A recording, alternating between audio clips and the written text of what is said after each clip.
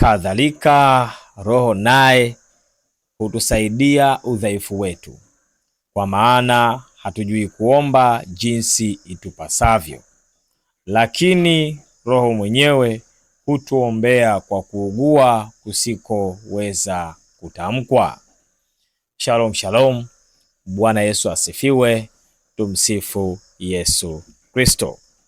Basi ndugu mpendwa ambaye unaendelea kufuatilia mafundisho kupitia chaneli hii ya Mikono ya Kristo, Mungu akubariki sana kwa kufuatilia mafundisho kupitia chaneli hii ya Mikono ya Kristo.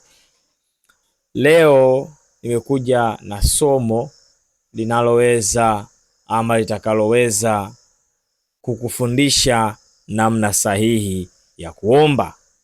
Na neno ambalo nimeanza kusoma hapo ni Warumi sura ya 8 aya ya 26. Jifunze kuomba namna hii. Jifunze kuomba kwa namna hii ambayo nitakwenda kukufundisha. Namna gani? Tunaona kabisa kwamba sisi hatujui kuomba. Paulo anatuambia kwamba hatujui kuomba, bali Roho hutusaidia udhaifu wetu, kwa maana hatujui kuomba jinsi ipasavyo. Kumbe hatujui kuomba. Sasa kama hatujui kuomba, tunapaswa kujifunza kuomba. Usiombe kimazoea. Unapoomba ukaona haupati matokeo, tafuta maarifa katika uombaji.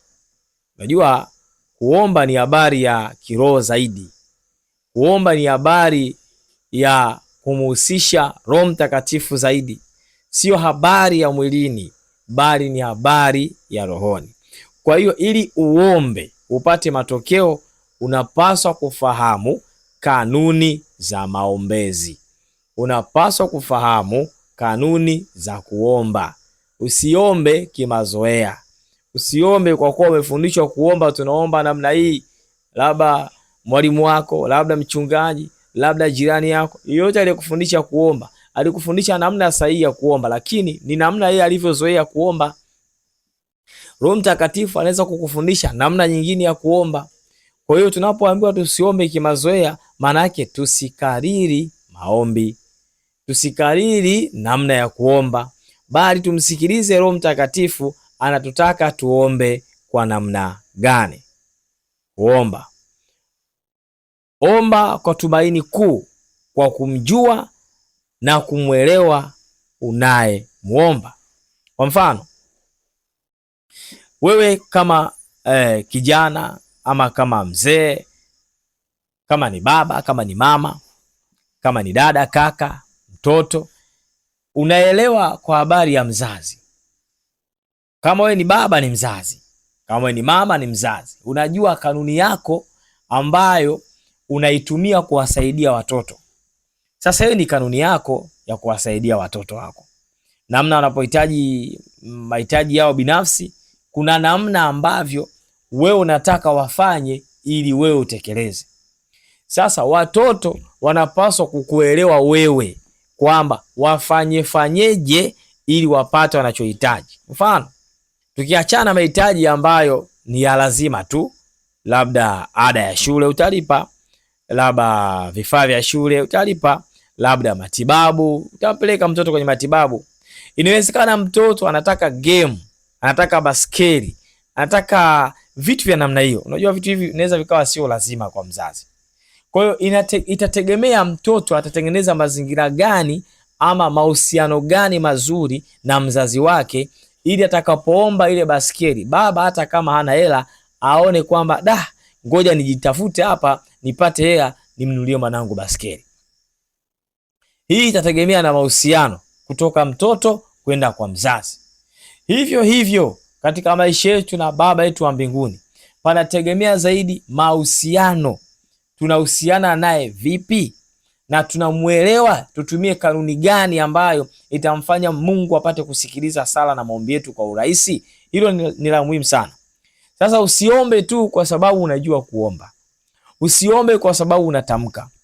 Omba ukijua kwamba kwa maombi haya nilionayo nikitumia kanuni hii hapa nitafanikiwa, nisipotumia kanuni hii hapa sifanikiwi. Kwa mfano, unaweza ukasema maombi haya bila sadaka siwezi kuomba, maombi haya bila mfungo siwezi kuomba, ama maombi haya bila hata sadaka naweza nikaomba, maombi haya bila hata mfungo naweza kuomba. Kwa hiyo hapa kuna makosa ambayo yanafanyika katika maombi. Mtu anaomba bila kujua aina ya maombi anayoomba. Mtu anaomba bila kujua uzito wa maombi anayoomba. Mtu anaomba bila kujua kutokana na uzito huo anatakiwa kufanya nini. Haleluya. Kwa hiyo usiombe kwa mazoea, omba kwa kuelewa. Wanaomjua Mungu anayemuomba watatenda matendo makuu, kwa sababu unamuomba unayemjua, haubahatishi. Unamuomba unayefanya nini? Unayemjua, wala haubahatishi katika lolote. Ukimuomba unayemjua, lazima utakuwa na tumaini kubwa, lazima matendo makuu yatatokea, kwa sababu unayemuomba unamjua na kanuni zake unazijua. Soma kitabu cha Danieli sura ya 11 aya ya 32. Danieli sura ya 11 aya ya 32, iko mwishoni kabisa kwenye Biblia yangu hapa. Inasema hivi: na wao wafanyao maovu juu ya hilo agano atawapotosha kwa maneno ya kujipendekeza. Hawa wanaofanya maovu. Sasa sikiliza neno linalofuata, anasema lakini watu wamjuao Mungu wao watakuwa hodari na kutenda mambo makuu. Hawa watu wanaomjua Mungu wanayemwabudu watakuwa hodari na kutenda mambo makuu. Kumbe wanakuwa hodari ama watakuwa hodari na kutenda mambo makuu kwa sababu wanamjua Mungu wao. Kwa na wewe ukiwa unafanya maombi, umjue Mungu wako vizuri, usibahatishe. Mjue Mungu wako vizuri kwamba yeye huwa anatenda, yeye huwa anasikia bila kujali mazingira ulionayo. Kosa lingine linalofanyika kwenye maombi, unaomba kulingana na hali yako ya macho yako ya damu na nyama. Kwa mfano, umezungukwa na watu ambao dhaifu sana ama watu ambao wasiojiweza kabisa, na wewe maombi yako yanakaa katika eneo la kuto kujiweza. Hilo ni kosa. Hilo ni kosa. Na kosa hili wanafanya watu wengi sana. Yaani mtu anaomba kulingana na mazingira aliyopo. Sasa huyu haombi akimjua Mungu anayemuomba. We hauombi ukimjua Mungu ili utende matendo makuu, uwe hodari. Unaomba kwa sababu mazingira yaliyokuzunguka yanakulazimisha kuomba hivyo unavyoomba. Watu wote hawana nyumba. Basi na wewe unasema Mungu nisaidie mimi nipate eneo la kupanga, nyumba hata ya kupanga. Kumbe unatakiwa uombe upate kiwanja chako, ujenge nyumba yako ili Mungu akubariki. Unaogopa kuomba hivyo kwa sababu mazingira uliopo, watu wote wanaishi katika hali ya dhaifu kabisa, dhaifu hali. Unaishi kwenye eneo ambalo pengine hakuna nyumba ya tofali, nyumba zote za udongo. Unashindwa kumuomba Mungu akakujalia neema, akakubariki, uchumi wako kaimarika, ukajenga nyumba ya tofali. Wewe uwe wa kwanza, uwe lango la kufungua malango kwenye kijiji chenu. Unaogopa au unahofia kwamba haiwezi kutokea. Kwa sababu gani? Mazingira yaliyokuzunguka yamekubabaisha, na wewe ukababaika kweli, ukasema mimi siwezi kuomba haya kwa sababu hakuna mwenye nayo hata mmoja. Hiyo sio kanuni ya kuomba. Haijalishi unachokiomba hakionekani, haijalishi unachokiomba hakijawahi kutokea, haimaanishi kwamba hakiwezi kutokea. Unapokaa vizuri na Mungu, kama Danieli anavyosema, wamjuao Mungu wao watatenda mambo makuu, na wewe utatenda mambo makuu. Lakini Yesu aliwahi kufundisha akasema, unapotaka kusali usali kwa namna gani? Ukisoma Mathayo sura ya 6, Mathayo sura ya 6 ile aya ya 9 hadi aya ya 13. Hebu tutafute, fungua Biblia yako. Kwanza ukianzia aya ya 8 anasema, basi msifanane na hao, maana Baba yenu anajua mnayoyahitaji kabla ninyi hamjamuomba. Elewa hilo. Yaani wewe kabla hujaomba, Mungu wa mbinguni anajua unayohitaji. Kwa kuna wakati anakusubiria uombe tu ili atafute namna ya kukupa, njia sahihi ya kukupa. Asije akakupa baraka alafu ikakugharimu. Kwa hiyo anasema Mungu Baba yetu anayajua tunayo yahitaji kabla ya kuomba. Lakini mbele anasema basi ninyi salini hivi. Nimesema aya ya 9 mpaka 13. Hii ndio sala ya Bwana. Sasa hii sala inatafakarisha sana. Anasema Baba yetu uliye mbinguni. Kwanza tunamuomba Baba aliye mbinguni. Ndio hii Danieli anasema wamjuao Mungu wao watatenda mambo makuu. Unamjua Mungu wako ni nani? Baba aliye mbinguni. Jina lako litukuzwe. Kumbe cha kwanza unatambua kwamba unamuomba Baba wa mbinguni kupitia Kristo Yesu mwenyewe, kupitia Yesu Kristo ambaye ndiye daraja, gate pass ya kwenda kwenye ufalme wa mbinguni, na si vinginevyo. Hawezi kupita njia yoyote bila Yesu. Lazima upitie kwa Yesu akupeleke kwa Baba wa mbinguni. Kwa hiyo kumbe tunamuomba Baba wa mbinguni ambaye tunapitia kwa Yesu Kristo mwenyewe. Alafu tunasema jina lake litukuzwe. Hii ni sifa.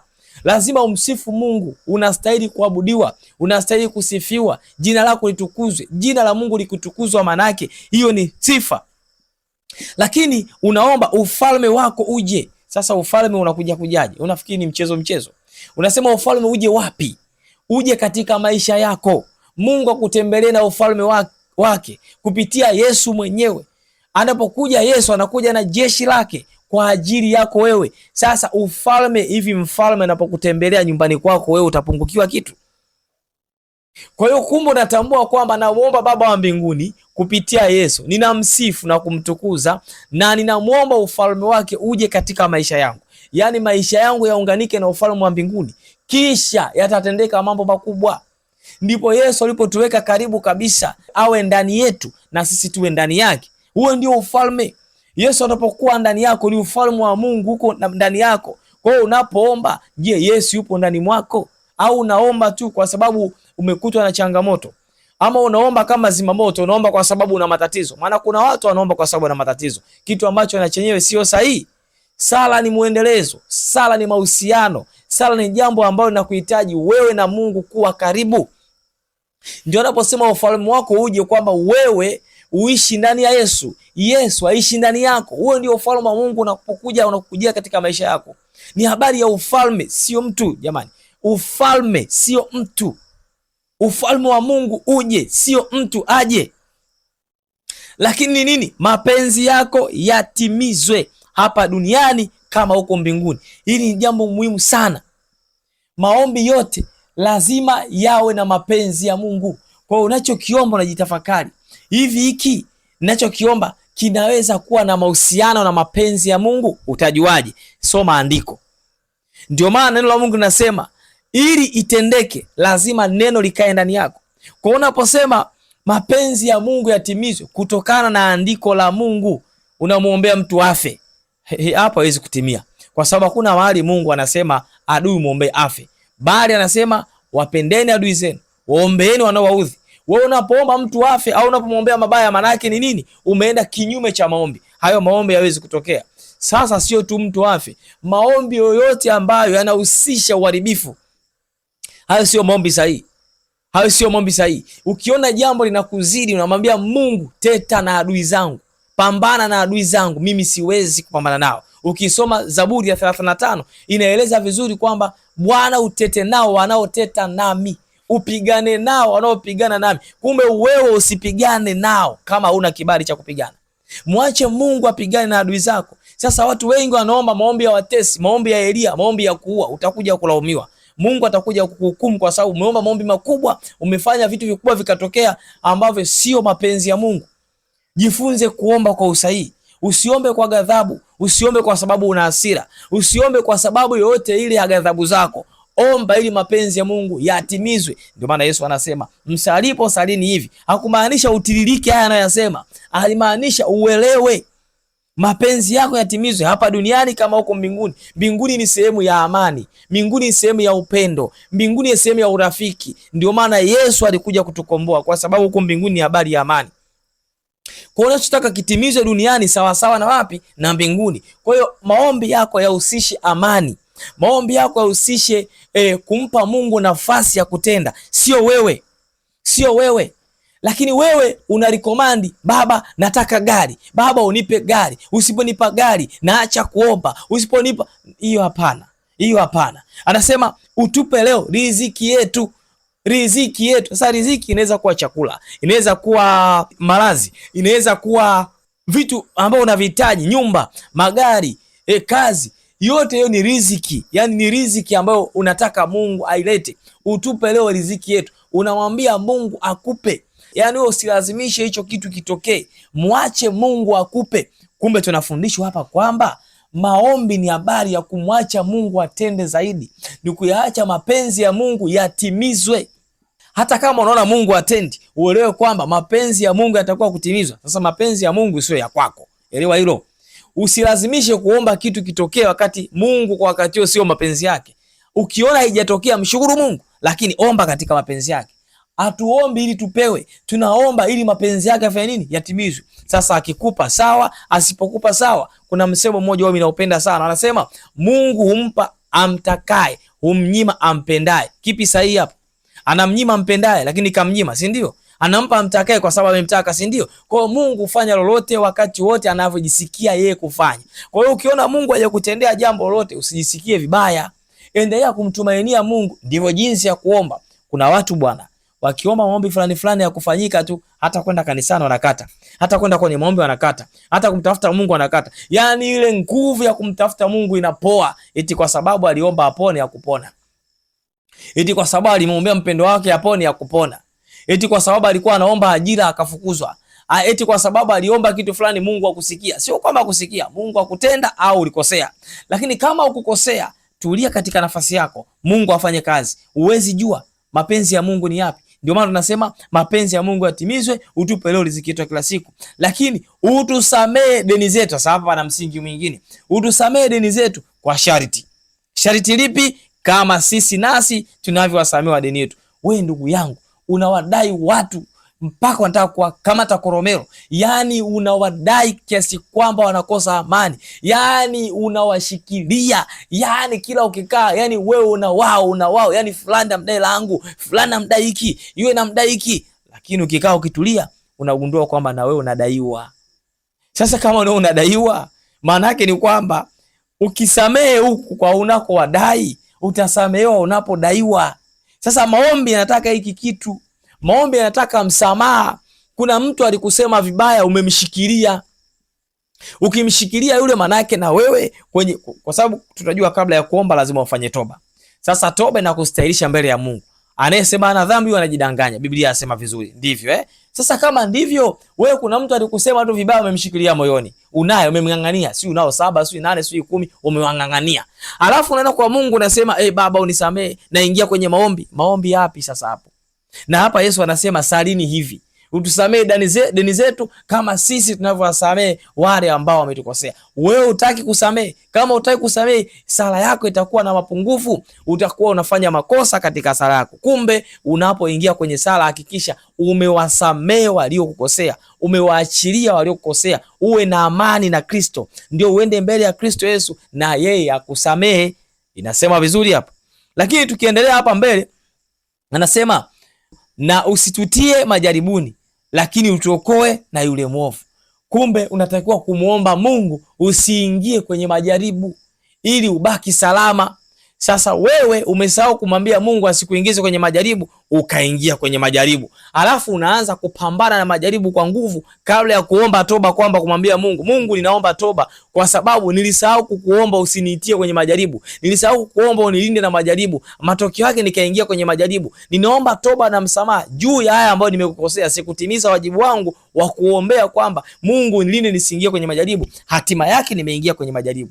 Hivyo kupitia majaribu haya ninaomba univushe salama. Sasa wewe umeingia kwenye majaribu, unapambana na majaribu, my friend. Sasa hapo utakuwa unakosea kusali. Ndio maana tunasema hatujui nini kuomba.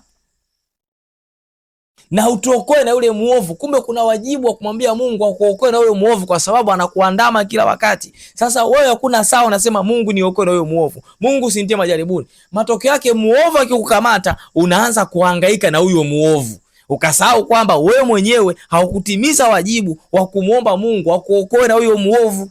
Haleluya. Unaona jinsi gani huwa tunakosea kusali? Unaona jinsi gani ambavyo tunakosea kuomba?